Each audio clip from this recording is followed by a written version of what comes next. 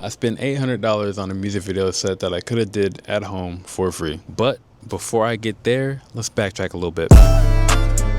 So first and foremost, I do need to explain that I'm trying to knock out two birds with one stone, which will be making a vlog / behind the scenes video, but also practicing cinematic shots. So forgive me if I'm all over the place in my backyard. Remember when I said I was gonna be all over the place?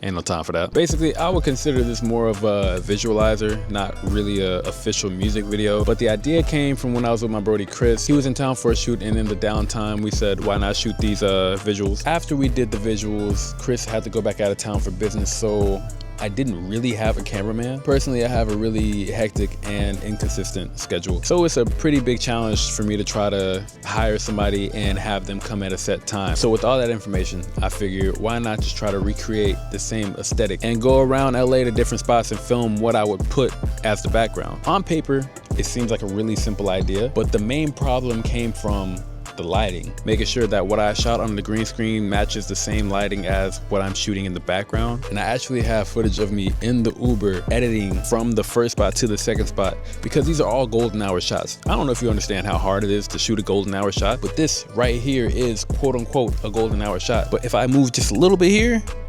trash. But that's a whole nother category and video within itself, so we finna keep pushing. The most important thing was that I needed to be able to walk while on a green screen, and I didn't want to have it cut off or anything. Honestly, I think the end result, I never really got my feet except for maybe 1 or 2 shots. But in my head, I was like, okay, if I'm gonna make it look like I'm actually there, I really need to get my whole body, and I could just scale the rest out accordingly. Turns out that was not the case. So theoretically, I did end up wasting money to achieve that. But it's good to know. It is good to know for potential future projects, and for you to know not to spend that money. So aside from the main problem being walking on the green screen, I wanted to recreate this Family Guy shot from when Peter was rollerblading, and I thought that having a studio like setup would give me enough coverage to hit it from any angle. But when I actually lined the angle up, the camera's down here pointed up, so I would have to actually have green screen on the ceiling. Once I realized that, I said, okay, there's nothing I could do here. I might as well get the shots that I can get. So with the restraints of having a limited time on set, having to reframe every shot, there was only so much I could do. Ultimately, I'm not mad at all at the shots that I could have did, but I still wanted to hit that Peter Griffin shot. So I went back home, I propped up an Apple box to make it look like I was walking, because I already got enough coverage of myself walking. The results is the video itself, so if you haven't seen it already, I encourage you to do so, and I appreciate it if you do. All in all, this experience has taught me that sometimes, the majority of the time,